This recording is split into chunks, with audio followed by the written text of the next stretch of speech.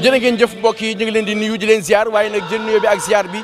di ko jiital ci Serigne Mountakha Mbacké xalif général kullu murid di ko ñaanal mu yàgg fi lool te man ak wér mbokk yi bés ba ñëpp doon xaar yegsi na di tey jile àllarba yem ak fukki fan ak benn ci weeru août 2021 di bés bi nga xam ne moom la Serigne Mountakha Mbacké xalif général kullu murid daal di woote ngir ñu daal di dundal li nga xam ne mooy xasida yi fépp waaye man di nekk ci àdduna waaye rawatina ci dëkk bu sell bi di Touba loolee tax fii ci diwaan bu Daaru Minaan mbooloo mu takku lañu fi nemmeeku bàyyi ko fu ne ngi daal di ñëw fii daal di dundal li nga xam ne mooy xasida yi moo tax fu waaye man di nekk yaa ngi dund li nga xam ne mooy ambiance bi ndax ambiance bu doy waar lañu fi nemmeeku mbooloo mu takkoo takku fu waaye man di nekk yaa ngi dégg li nga xam ne mooy xasida yi moo xam nga nekk ci biir bâche bi moo xam nga nekk ci bit moo xam ngay dox ak loo man di def yaa ngi dégg li nga xam ne mooy xasida yi moo tax xawma fan waaye fii ci diwaan bu Daaru Minaan ambiance bi macha allah waaye nag ci biir bâche yi mbooloo mu takku lañu fi nemmeeku ñoom it ñoom moo xam ñuy kuréel moo xam dañuy durus ak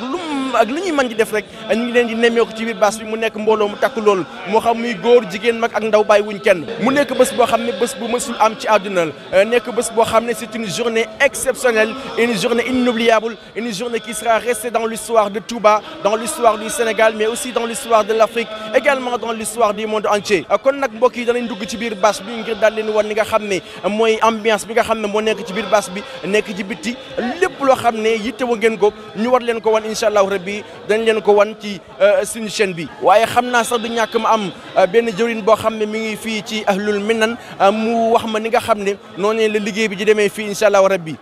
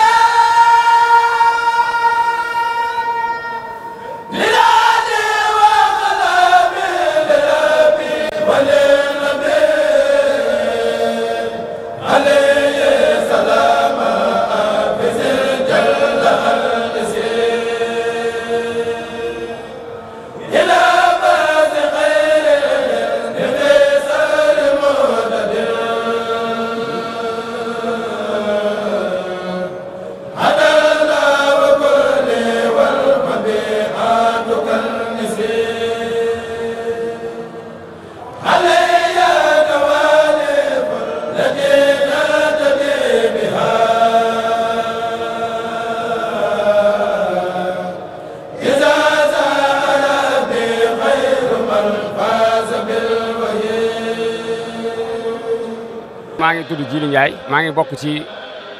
coordinateur yi nga xam ne ñooy taxawu site principal bi di site Daaru Minaan nga xam ne dafa composé waat moom it ñetti site yu bokkul muy site 1 di bâche bi ak site 2 di mbaar mi nga xam ne moo dend ak barabu Sëñ Basiru ak site 3 di mbaaru Maam Jaara bi. gannaaw yàlla bâche yi moom wax dëgg yàlla niñ ko organisé nen kese la mooy dañoo bëgg fexe ba soxna yi nga xam ne dañuy jàng moom ñu dugal leen ci biir kër sëñ bi ngir ñu bañ a jaxasoo ñii ngay gis ñuy rombante daanaka ay nit ñuy dem la xam naa ne di wër seen i mbokk wala di xool fan lañ mën a toog ba mën a jëfee ndigal ni waaye lu ci munti xew daal organisation bi fi am mooy góor ñi dañ leen di ber ak jigéen ñi boo ngeen duggee fii rek da ngeen gis ne jigéen ñi dañ leen a ber di leen jox ay téere ñuy jàng ni góor ñi wax dëgg yàlla kon loolu bokk na ci li nga xam ne daal marqué na yu bëri ci liggéey bi te dara war la ko lu sàmmonteeg ni nga xam ne noonu la ko suñu borom bëggee site 1 bépp kuréelkat boo xam ne da ngaa bokk sa programme dafa nekk ci site 1 muy bâche bu mag bi dañ lay dugal ci biir nga tiim kuréel gi nga xam ne ñoom ñëpp 7 heures lañ leen woo ndax li ñu doon bañ mooy koo xamante ni buñ la wooyee 7 heures doo ñëw soo ñëwee di calculer ay heures su yàggee maanaam njàngum durus mi da nga koy weesu fii nag comme durus la ak yëkkati moom moo waral ñu convoqué kuréel yëpp ñuy teel a ñëw ba nga xamante ne li sëriñ bi digle dinañ ko def ca nam waree sécurité moom mën nañu am na fi ndax